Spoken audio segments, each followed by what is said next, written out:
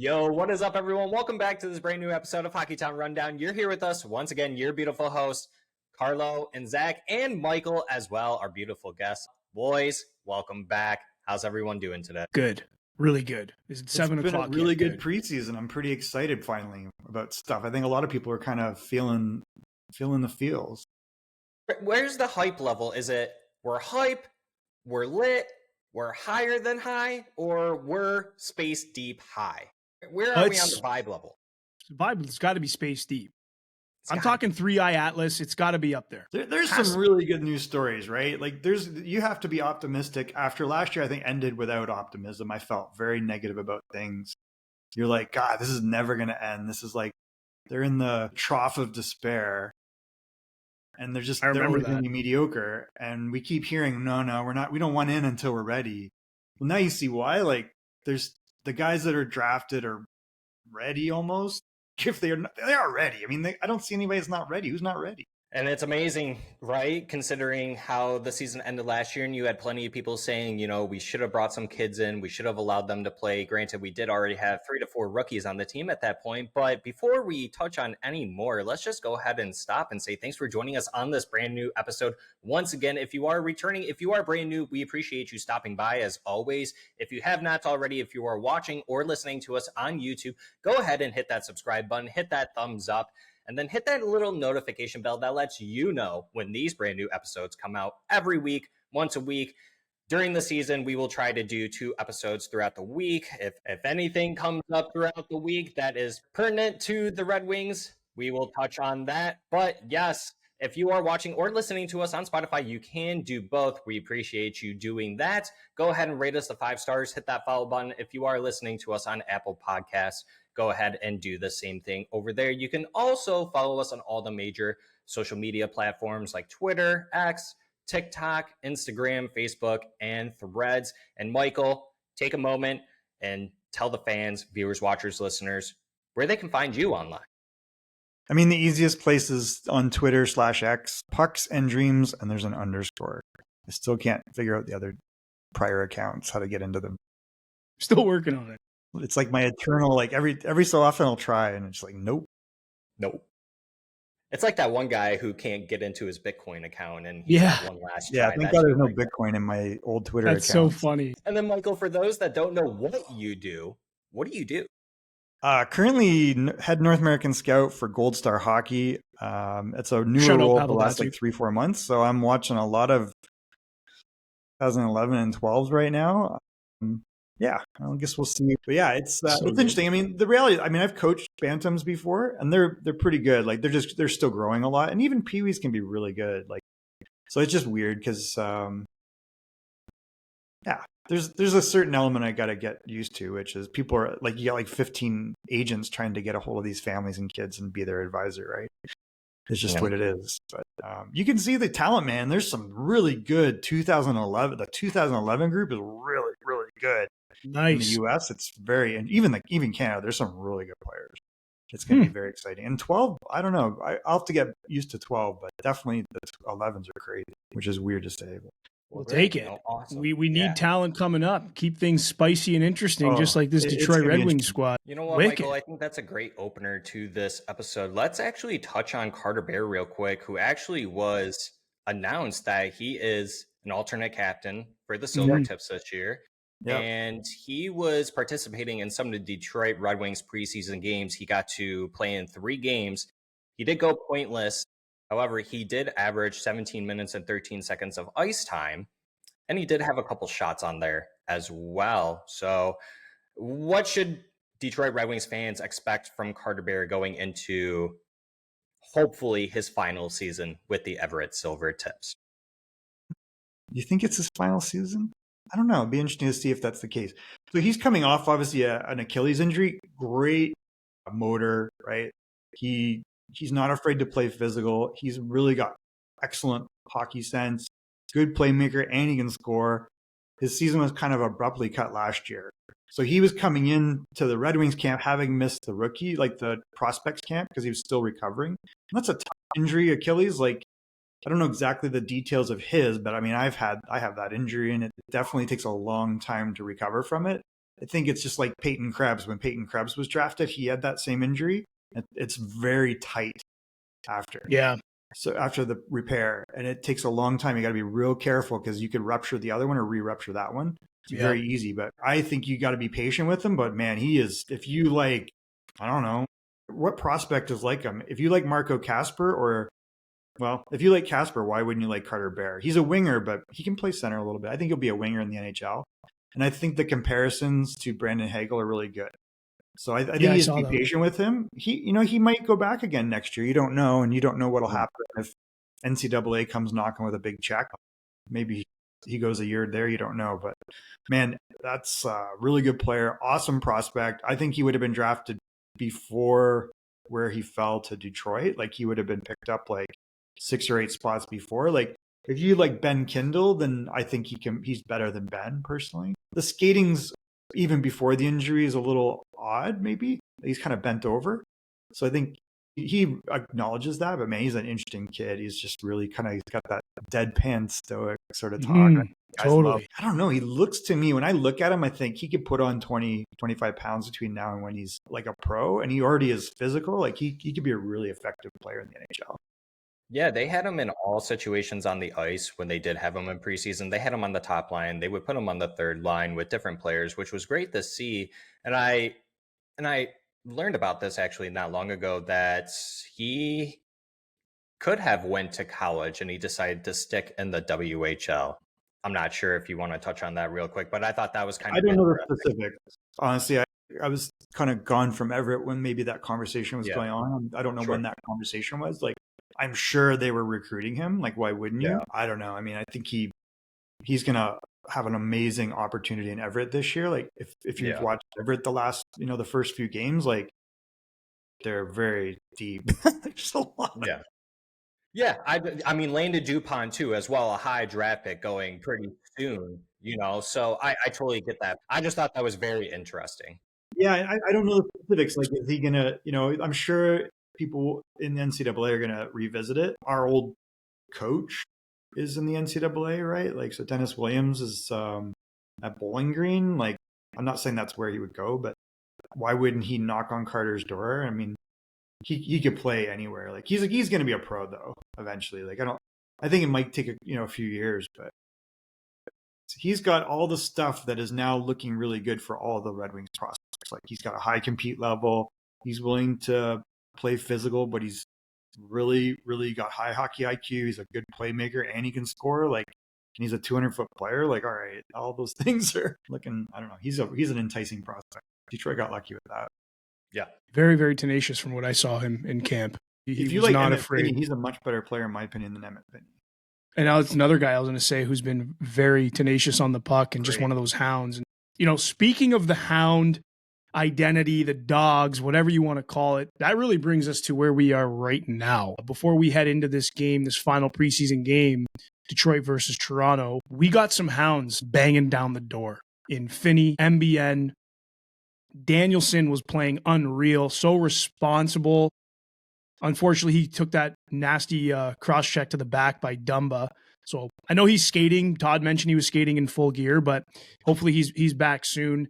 And then we got ASP just dominating the power play. Like, his movement on the power play is unbelievable, and immediately makes our power play 2 lethal.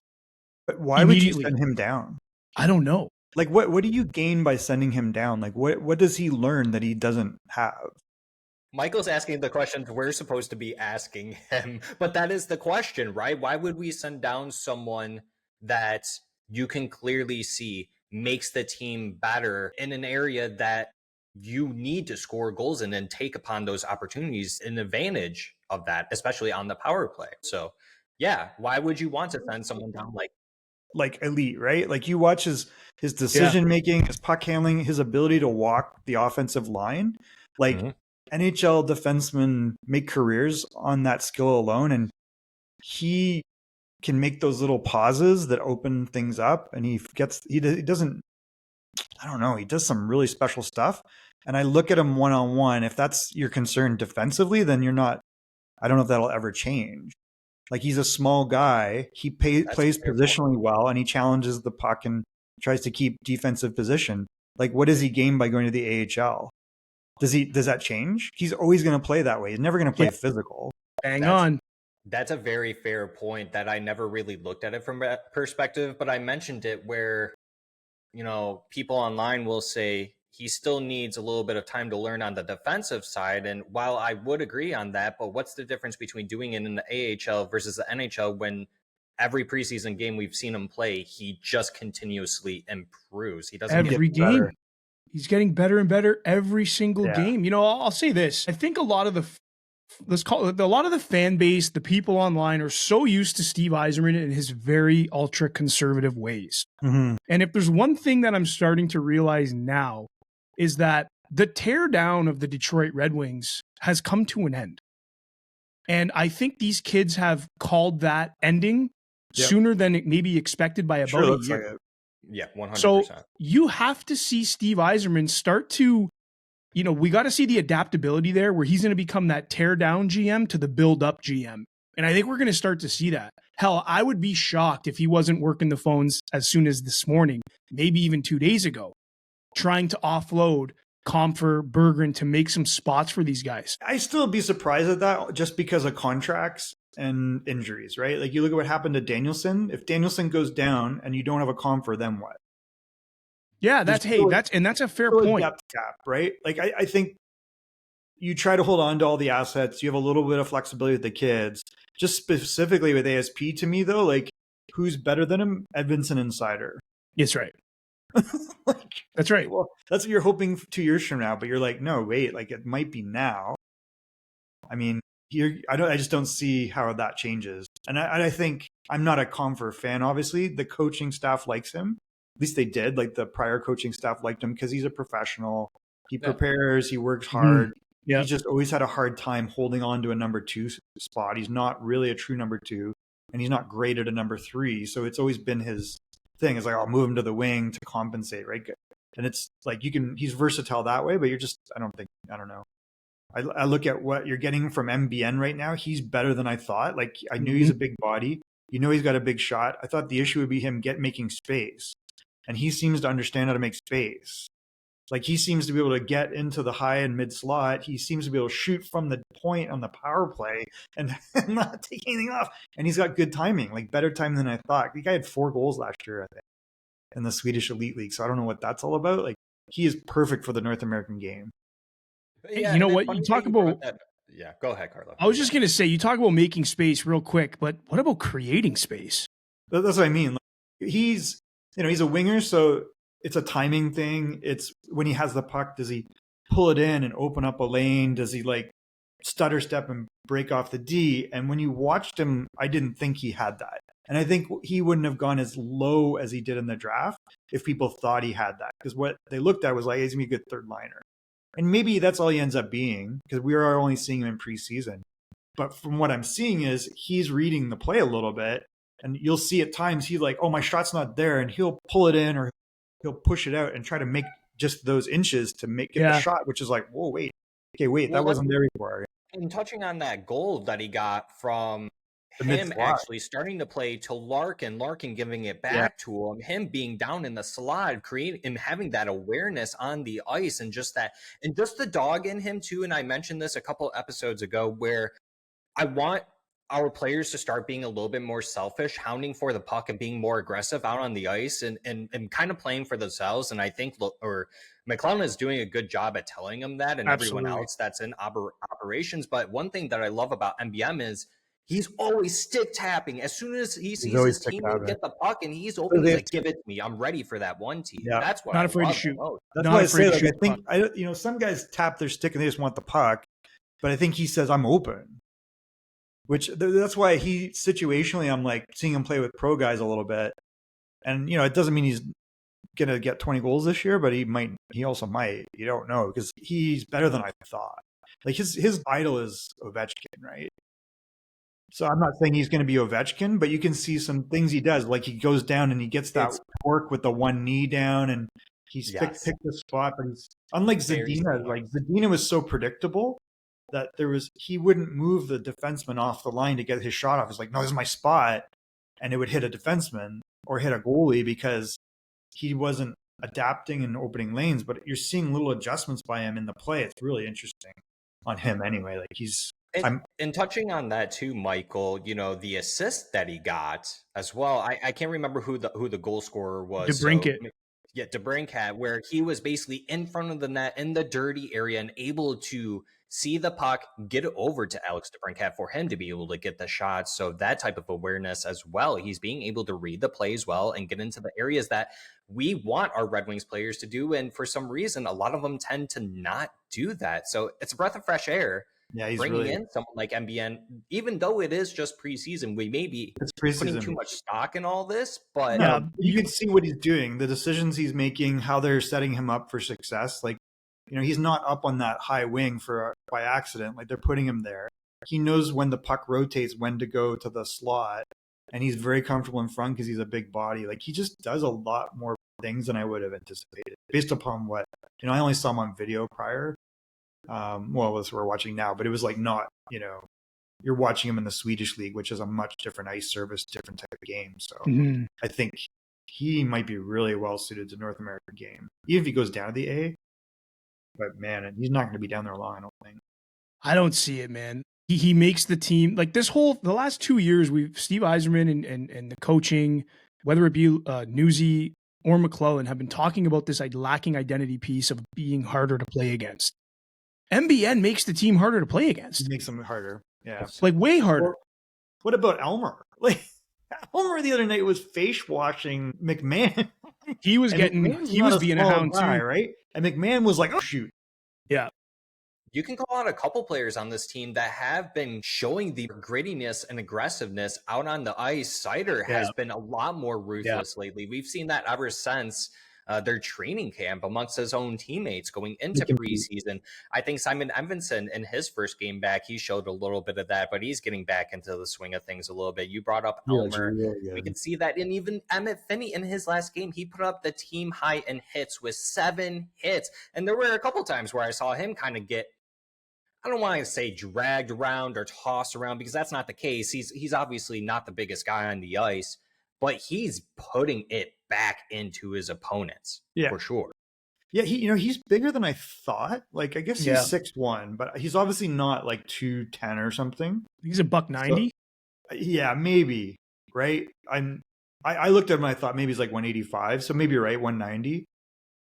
But he's got a little bit of spice, which is nice. He's got good hockey sense and good decision making. Like that's really helping him. He's showing his game translates a little bit, at least in preseason. He had a good prospect camp. So I don't know. That's what you want. You want a guy that's in the 7th round. Exactly. Popping out. And that was the old school Detroit way, right? It's like, oh, where'd this Johan Franzen guy or Thomas Holmstrom come from? And before it was Europe, but now you can see all these guys, to your point, there's an identity, there's consistency, there's good hockey sense. They compete for pucks. They have, good decision making, and they got good overall skills. So I don't know.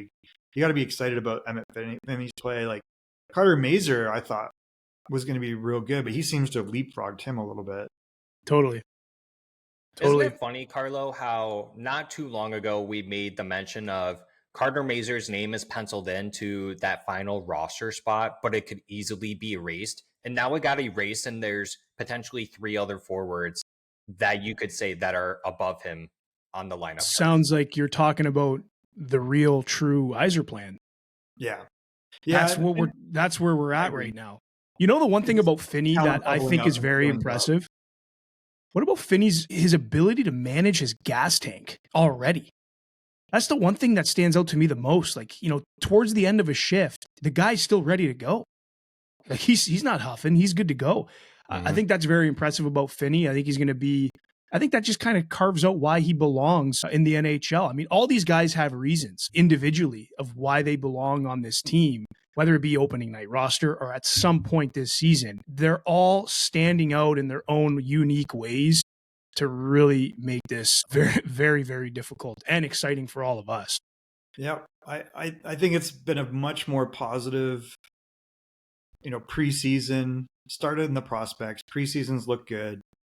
A year ago, weren't people saying this is the best prospect team? And like some of the lists were saying Detroit was the best.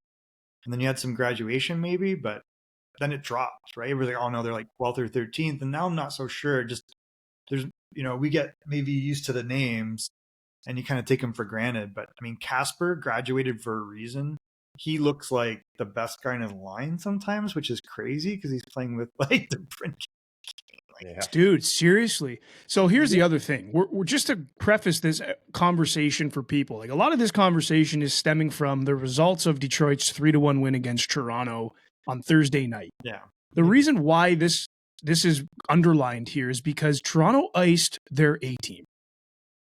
And they played Easton Cowan. They played a couple of like their really, triple A prospects, but it was the big squad. And Detroit hung with them, if not, I mean, technically they outplayed them.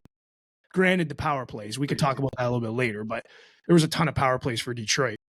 But dude, it was just a crazy game where the kids all, like we were just saying, stood out individually for their own reasons. And I think that's what a lot of this conversation, a lot of this excitement stemming from that game. Now, let's catch up. Tonight, we should steamroll the Toronto Maple Leafs team that they're rolling. Might not. I said should. Because they're playing 100% their B team. B team, now, for sure. And on top of that, too, regardless if they win or lose, obviously we want them to win because it's going to be important. And I believe if they do win tonight, for those that are catching this episode on Saturday when we release it, we are recording the Saturday, the day of the last preseason game. If you are catching it after this game, we're still going to basically interpret or combine everything together. I don't even know what I'm saying anymore. Anyways, overall, whatever happens in tonight's game, whether if they win or lose, Tom McClellan came out and said, this is going to be, essentially, this will be one final takeaway of how we see these kids play and everyone else play. And so our idea, Carlo and I, that we mentioned last time that we spoke on our last episode, if you guys haven't watched that episode, go ahead and check it out. It was touching on what happened after training camp and all of that, but still relevant. We were essentially saying if these kids do well enough in the final preseason game, like Tom McClellan wants them to do, and showcase that they can provide to this team in the longevity of the season, because there are the back-to-backs, not so much as there is in the AHL. If they can continuously do that, much like they have in this preseason, ASP, Finnie, MBN, they're all going into their 7th game. I would assume they are playing tonight. So let's just assume that they are. Yeah, I don't know. Maybe Larkin isn't playing tonight, whatever. But if they go out and do well, they all should have a strong chance to make the team. And I love how earlier, backing up a little bit, you brought up JT Compher and how he went from, okay, we got him to play the 2C. Didn't work out. Then we had him play 3C. That technically really didn't work out. And then you mentioned, well, he's a versatile player, so we could put him on the wing. At what point do you say, we got to stop trying to fit this player onto our team when we have other players that could do it at the same level or potentially better than what a JT Compher can currently bring? And you can even throw in a Jonathan Berggren in there too, because at practice today, he technically was an extra forward. We don't know what the lines are going to be yet. I would assume that Berggren and Compher are in there. I feel like they kind of have to be in there. They're fighting for their jobs. They have to be in tonight. I think Compher has value out there. Like somebody would maybe think about moving for a Compher. That being said, he's got a precedent. Didn't work in Colorado and it didn't work here. Right? Like he can't hold down that everyday 2 spot. So much so they went and they gave up Bo Byram to get Casey Middlestad, right? Like to try to fill that, which also didn't work out.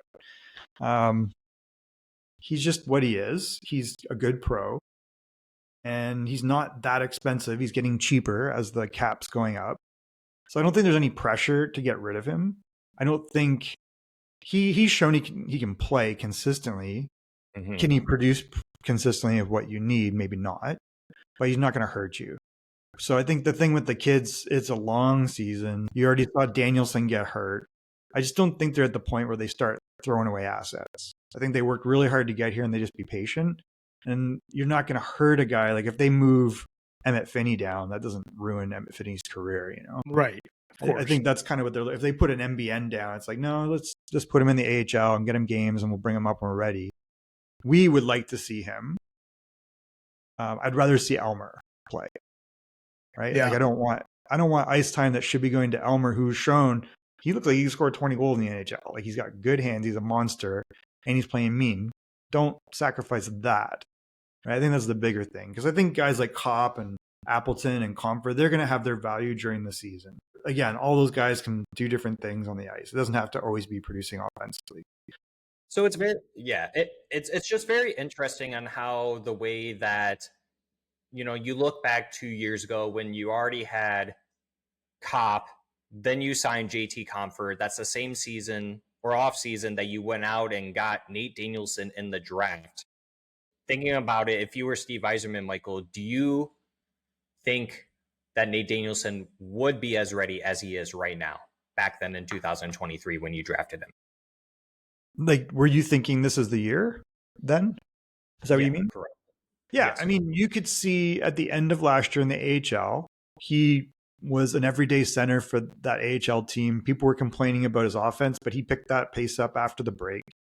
He ended up with 12 goals, 39 assists, but he was all, you could watch the games. You could see this is a pro. Like the guy plays like a horse. He's a faster player than people realize. He's bigger than people realize. You can put him in any situation and you're good. So I don't know when he was drafted. He is an overager in his draft year. Is he in 04? I think he's in 04 and he was drafted the 05s. Or maybe the 05s, the 06 is one of the two.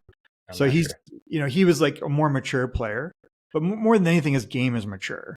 So I think you knew at some point, this guy's going to be a pro. What will he be? The question wasn't whether he would play pro. It's like, is he going to be third or second line? Yeah, the only reason why I wanted to bring up Nate Danielson, everyone knows that he's injured. It would... Yeah, that sucks, yeah. Low probability that he actually does make the opening night roster. However, we have mentioned that he is currently skating with the team, full pads, so it's not that severe of an injury. The regular season doesn't start until this upcoming Thursday. So there's still plenty of time that he could be ready to go by then. A lot of fans did like the way he was playing in the three preseason games that he played, and he was a point per game player. He was playing on the PK as well. So is it still a long shot for him to make the opening night roster? I don't think it's a long shot. I think the question is, do you sacrifice a Berggren to put him on? Like, is there one spot that they have to make a decision on right now? I think they have 25 of the 23, right? Does that count with Danielson? It's 25. You need 23. And that's the interesting part, too, because JVR, I would assume that he starts as an extra because they want him to get a little bit more time to get familiar, probably. And I totally understand that. I don't think there's a rush with that kind of player, right? But yeah, you have to look at who is going to be the extra forward. And I think overall, based on what we've mentioned and talked about online as well with other Detroit Red Wings fans, that Comfort would be the easiest to waive. No one would take him, but he brings more value technically than what a Jonathan Berggren brings. And I think Berggren would be the easiest to trade. And if you waived him, he would get claimed. So I would rather trade him if I could. He might not. Like, he's obviously got talent. Just don't know if it's obvious that he's going to go into a top 9 role and be effective on any NHL team right now. That's his problem, right? Like, but he's obviously got talent. He can do a lot of good things. Comfort, you know what you're getting. He's a top 9 player, even if you have to kind of move him around, but you can move him around.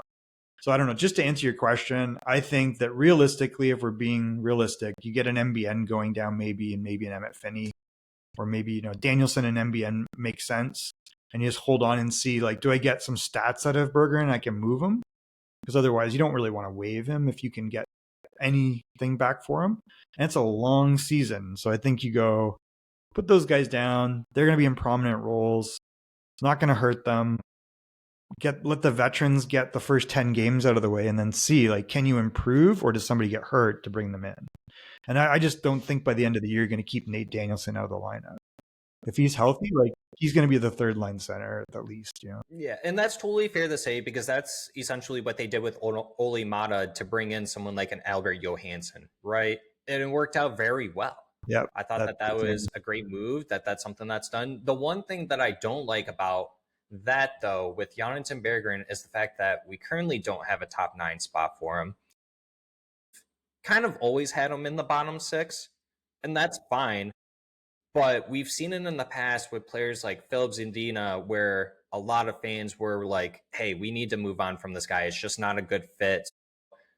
I would say that's one major fleck that I have against Steve Yzerman or whoever really ultimately makes this decision is that if we're eventually going to move on from this guy, we can't just keep playing them in the bottom six or on the fourth line, because we're not able then to showcase what they're able to bring. You can even throw in someone like Klim Kostin, who we ended up trading away as well, Philip Zadina. Eventually, that might be Jonathan Berggren, and we'll get very minimal for him, if anything, actually. But then what did they do when they left? Nothing. Yeah. Like, I liked Klim. I thought he would have done a lot better in Detroit. You know, hasn't really unfortunately been what I hoped, because I thought he was a very good fit in Edmonton. If anything, he should have stayed at Edmonton. He was big, mean, he could score a little bit. Like, he's an interesting power forward, you know, and I don't know if it's worked out. Where is he, in San Jose now? So he's been okay, right? And it's not like, and same thing with Zadina, like, goes, you know, bets on himself. Then he's gone to Europe. Yeah. He's on paper looks good, but his game, there's something missing there, and just he doesn't create the opportunities with his mind, because the skills there, the effort's there. He's a little hard on himself, but everything should work. There's not the adaptability. I think Berggren's creative, but you know, he's smaller and he doesn't do other stuff. So I don't know. It's a weird thing. Like, is he ever going to steal someone's job in the top nine? That's the problem. If he can't do it in Detroit, where is he going to do it? Yeah. And so he would leave, and I don't know if he'd have an impact anywhere, as much as I think say that. I think too that just even thinking about it from a comfort perspective. So Jordan Harris on Twitter actually shared a really great thread about the whole entire preseason process with the young guys and even the current NHLers on this team. And the one thing that he mentioned is that he brought up JT Compher. And while a lot of fans aren't a big fan of how JT Compher could potentially be our 4C making the $5 million, he does believe that JT Compher does have some sort of value. But the most interesting part on top of that is that he mentioned with the cap rising, a lot of teams are going to have to meet the floor next season. And with JT Compher's $5 million, that's weird. And with some serviceable talent as a centerman, you know, Michael, you said it, he's versatile, right? You can put him on the wing, you can put him on the center. But what I'm getting at with this is that teams will have to meet the floor. Well, so will Detroit. Like, how is this going to work? Like, correct. But if they, but for a team that needs a center and needs more center depth versus us, where we can insert Nate Danielson in next year. But again, you just said something, because like cap could be at 120, 115 very fast. Especially if they end up expanding. So why would you dump $5 million? It might actually, I don't know. You have to look at the numbers, because suddenly the top end salaries of 8.7 or whatever is on Detroit are cheap, right? So I think they're okay. Wouldn't it be weird if you needed Kopp and Compher on the books? So hear me out on this. So this is my thinking of it, and from what Jordan was also saying, is that teams will have to meet the cap floor, and teams will be more interested in taking a JT Compher, who I would say that the contract at that time, with the way that the cap is structured, is a more than reasonable deal, rather than them, whatever team it is, going out in free agency and signing a center for 2 or 3, 4 more years longer than what JT Compher's deal actually holds. So that's why I thought it was very interesting that he put it in there. And I thought to myself, that actually makes a lot of sense as to why I believe that a team might actually see value in JT Compher via a trade. I just think they're going to be patient there. There's no rush and no urgency to get rid of him. Like, yes, we don't want to watch him play over some of these guys. I agree. But if you're managing assets on the team, you're not going to do that. You're going to be smart, because you know they can come back to bite you. Like, if one of these, you make a bet on a Danielson and he goes down with an injury again, or you bet on Emmitt Finnie and then it turns out Emmitt Finnie's not ready after 15, 20 games and has to go back down. Like, oh, you gave up the guy that could have plugged that spot.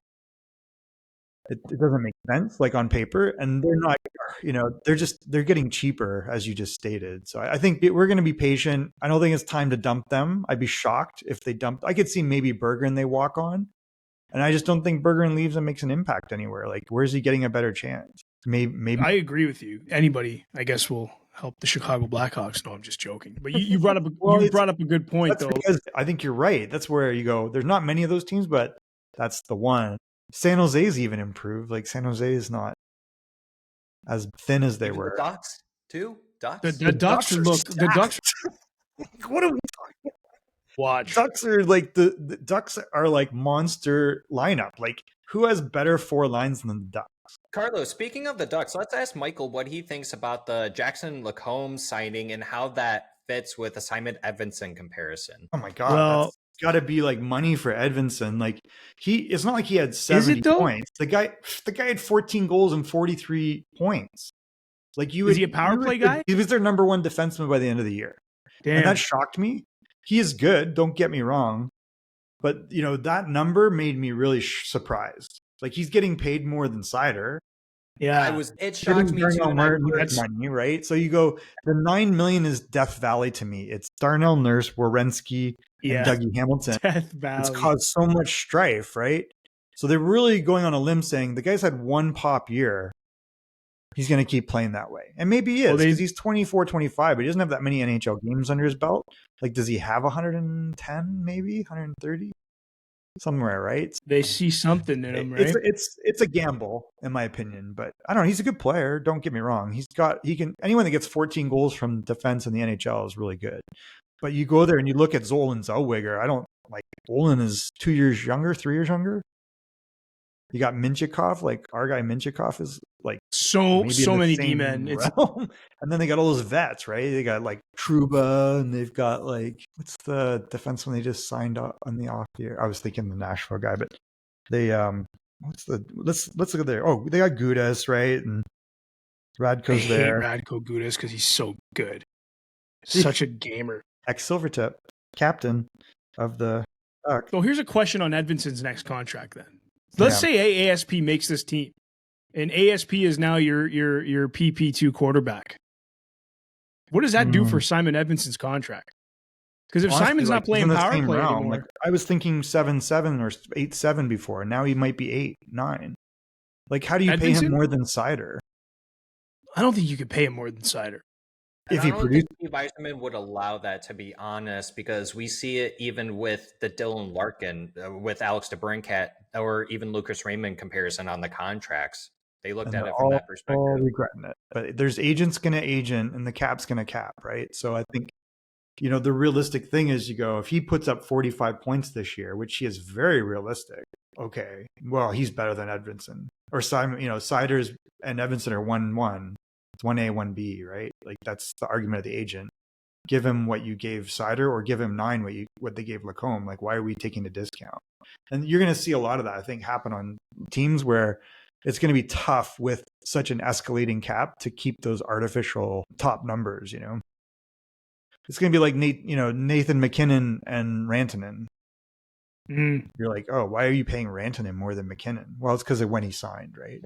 Yeah, the delta that's between years for sure. So I think it's a very realistic comparison. They just gave Luke Hughes that money. Yeah. Mm-hmm. So you look at both those guys, like Luke Hughes has more games than Lacombe.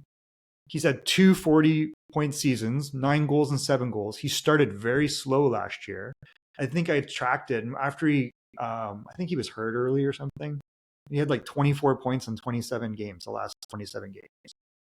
So they're like, all right, there's 9 million. At first I thought they'd sign him to 6, and then he was, oh wait, no, 9. So Simon Edvinsson could be at that 9 number very quickly. If he has a big year, if he gets 40, 45 points, why would he not?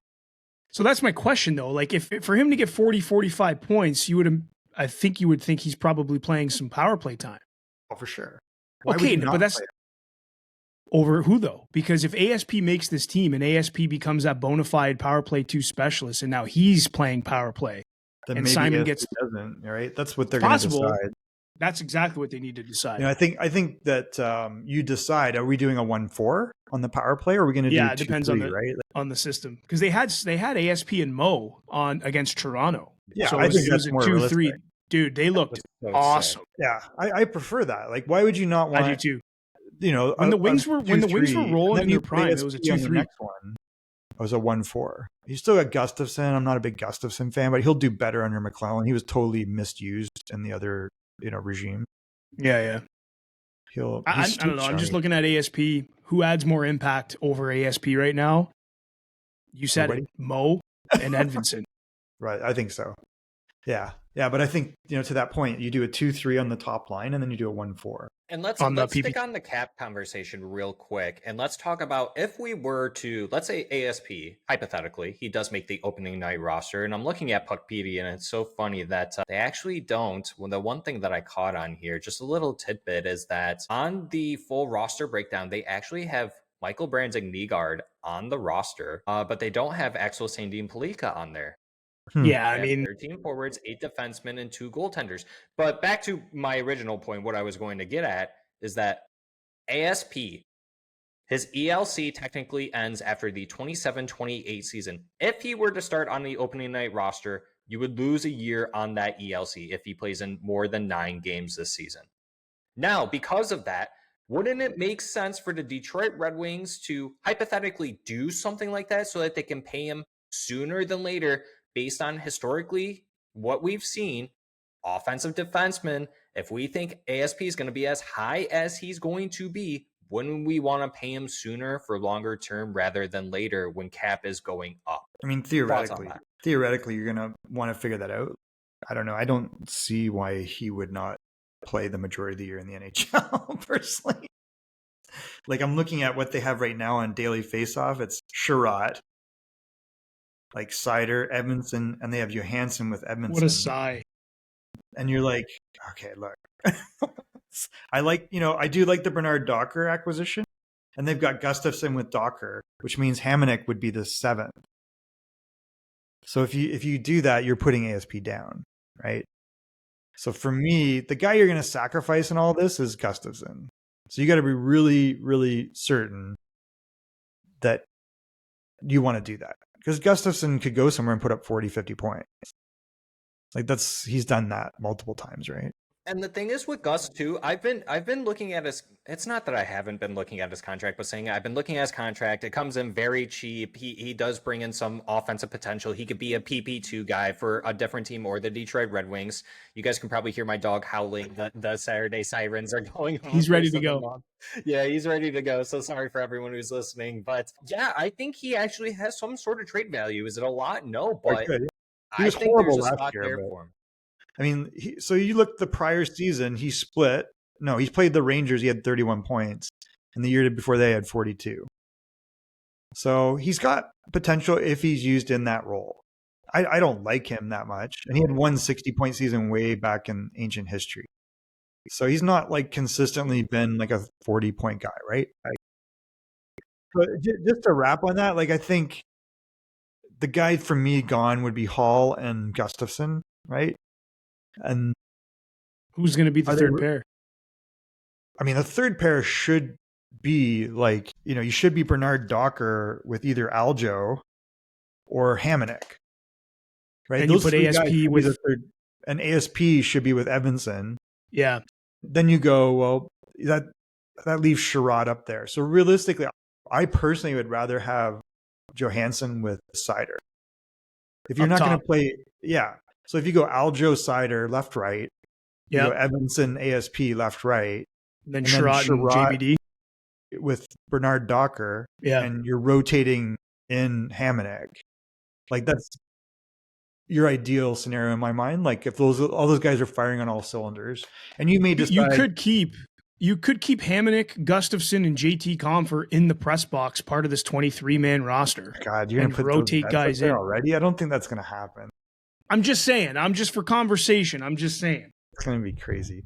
It's doable. I think listen, this is very close. The fact that we're able to have these conversations is not just like we're projecting. Like you can see the guys have played really well. They're probably on the precipice of being better than the guys in front of them. We haven't seen JVR yet though. So that complicates things, right? And he's not a total bum or anything. Like he's the same age or a year younger than Kane. They were same draft year, I think. So I don't know. They're vets, and he did really well, I thought, in the third line in Columbus last year, and that's what you're looking for him. So I don't know. I just think they don't have a McDavid, they don't have a Draisaitl, they don't have a McKinnon. You're going to live off of this depth of talent and speed, and we saw with both prospect and preseason, the team has speed and skill. That's what you, and it's, if you lose the depth, then that, kind of gets tough. But I think you just live with the depth and you deal with what comes.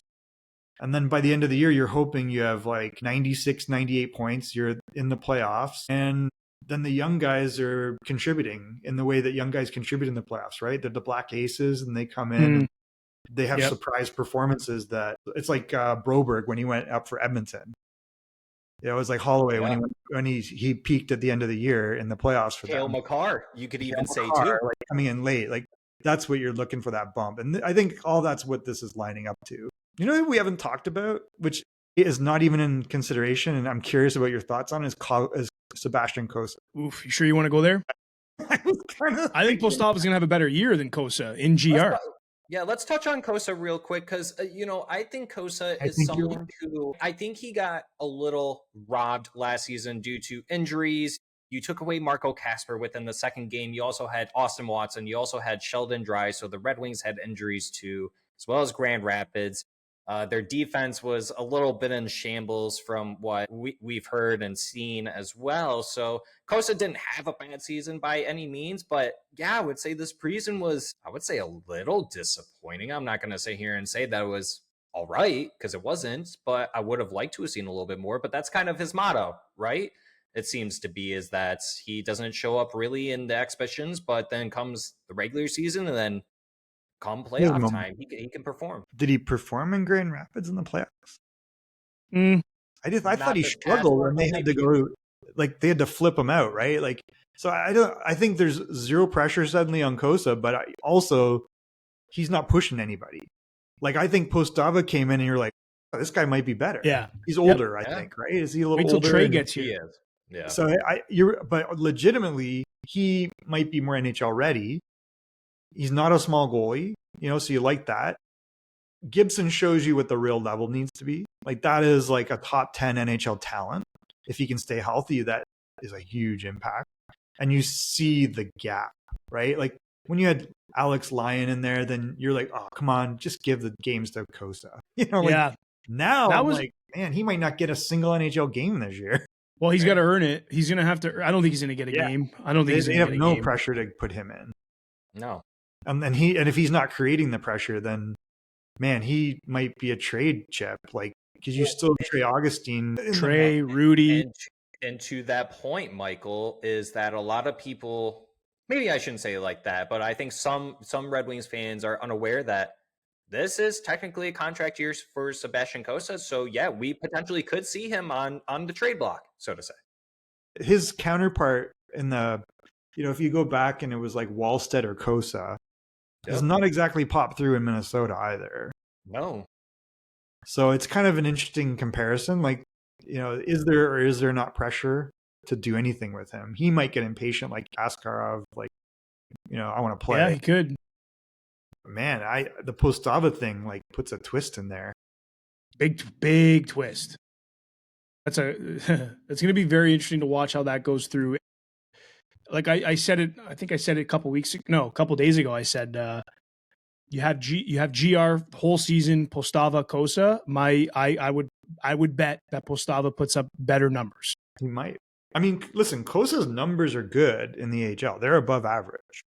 They are good, but Postava his save percentage much better than. But he has moments where you're just like, oh my god. They are some really weird lully type of moments, and Postava, the one thing that I like about Postava is he's like a consistency king when it comes to his numbers and his performance. Something we haven't really seen with Cossa yet is consistency through and through. So I don't know, we'll see. It's goalies are weird. We always say it. You know what I mean? So there's a lot to still wait and see on for Cossa and for Postava and for everybody. But Zach, I don't know. I think this is a good point to wrap it up. My final ask is just a quick yay or nay of the both of you, but center on the wings. Just going to run through a center position for you guys. Larkin, Kasper, Kopp, Comfer, Rasmussen's in the press box with Hamonic and Gustafsson. Why are they even playing Raz on the center? I thought he was playing wing. He plays both. Yeah, I think people say, I think they keep him on the wing. He's the forgotten guy, but he's a big body. He's actually got pretty good hands. his skating's never going to be otherworldly, but it is pretty good now. It's decent. But down the middle, I mean, if you're gonna, just because of the injury, I think Danielson starts. He has to. I think he has to just to condition himself to get back into maybe. what he was playing. Sucks, but just a fun little exercise wanted to pull through. Yeah, I think you probably, to answer your question, I think you go like, obviously Casper's locked down second. Yeah, the top 6 is locked. Top 6 is locked in my opinion. Well, is the top left wing position locked? See, that's where I almost wonder. I almost wonder if that's going to be rotating, man. Are they going to rotate based off matchup? Like, I don't know. Yeah, I don't think anybody has established that role yet. So it's kind of weird. Like, we've even seen Kopp on that line. You should never put Kopp up there again. Yeah, that was interesting. Maybe because they had Finnie centering. I think they wanted to get some looks at Finnie centering when they put Kopp up there, right? Yeah, it's interesting. Finnie's interesting. So I don't know. I think 1-2 is locked. I think Casper, Larkin. You probably go with Comp for Kopp on the same line, and they switch in and out who plays center. And then you decide what you do with JVR. Like, is he ready to fill that role? To me, Elmer, I want on that top 9 somewhere. One last final question before we officially wrap this up for the day. Sir. Michael, your final guess. Who makes opening night roster in terms of the rookies? And how many? Is it 1? Is it 2? Who makes it? So they're at 25, right? Does that include Danielson? Well, he's on IR. I don't know if that technically includes him or not. So I don't think it. No, I would say. Yeah, I guess it wouldn't. So they need to move 2. So I mean, realistically, realistically, smell ya. Oh, I keep ripping on burgers and comfort. Go ahead. Sorry. Man, I just think realistically they're going to probably put ASP down and they'll probably put MBN down. And maybe they give a sniff to Emmitt Finnie. And that's going to suck. And then you put Danielson down. And then as soon as like someone blows it or someone, they move someone, I don't see him wheeling and dealing. I don't think he has that high chips yet, unless you're going to package up Okosa. And I don't know why you would do that yet. So I think realistically, you might have an Emmitt Finnie making the opening night roster. All right. Carlo, your final guess? Sadly. If we're just going with only one guy can make the roster because we don't want to move on from Comfer and because of depth and all this stuff. So if it's one guy, I think it's Michael Brandsegg-Nygard. I think he's got the edge. I think he's got the edge. I think, for the age group that we're looking at, I think he's the most manly out of the 4. She's a monster. He's without a doubt. And the heaviness that he brings is what this team desperately needs right now. I think he's checking a few more boxes than the others. So if I had to go with one, you heard it here first, it's MBN all day. Good choice.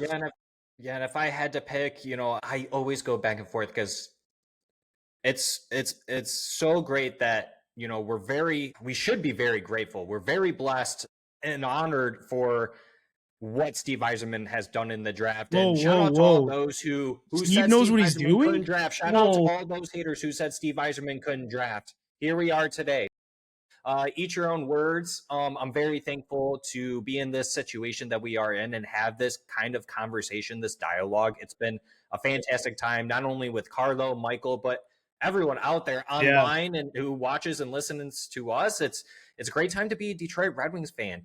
100th season, centennial year, but I keep on going back and forth between the 3. And honestly, Michael, I think you kind of put it into me. I'm going to go ahead and say Axel Sandin Pellikka only because the kid's not missing. He's not getting worse every game. You can tell that he's getting better. He's gotten lots of ice time. I think his addition on the power play is going to be that much better. They have him practicing today on the PP2, being the quarterback on the PP2. I just think sky's the limit for him. I think that the Red Wings see the way that defensemen are getting paid right now. They'd much rather lock him up sooner rather than later as well. So just based on what we touched on today, I think that that's my call. Man, there's no wrong answer here. Is right, because if it was me, I would not put that guy down. I would give him 9. This is awesome because we all had a different answer, and no matter who's right or wrong, it's a net positive for the team. Exactly. Better than a year ago. Yeah. So it's a win-win, not really a win-lose. So we'll take whatever happens here because all these guys got us buzzing. John Gibson's in the pipes in the regular season. You're gonna be like, please don't take him out ever. Yeah. Please don't get injured either, John. Yeah. Well, that's tough. Yeah. I know. Makes Calvert makes Calvert much better than a number one. Like as a number two. That's perfect. Facts. It's true. All right, let's wrap it up here. Thanks guys. for joining us once again on this brand new episode of Hockeytown Rundown. If you are returning, if you are brand new and still watching or listening to this episode, we greatly appreciate that. Make sure you hit that subscribe button, hit the thumbs up, hit that notification bell. If you're on Spotify or Apple, rate us 5 stars, hit that follow button. Michael, one more time, tell the folks that are watching and listening where they can find you online. Pucks and Dreams _ at Twitter/X. So you can find me there, and that's probably the best place. All right. And with that, we appreciate y'all. We love y'all, and we'll see y'all on the next one. Hey. See ya. Later. I love you. Goodbye. Thanks, guys. What a nice guy.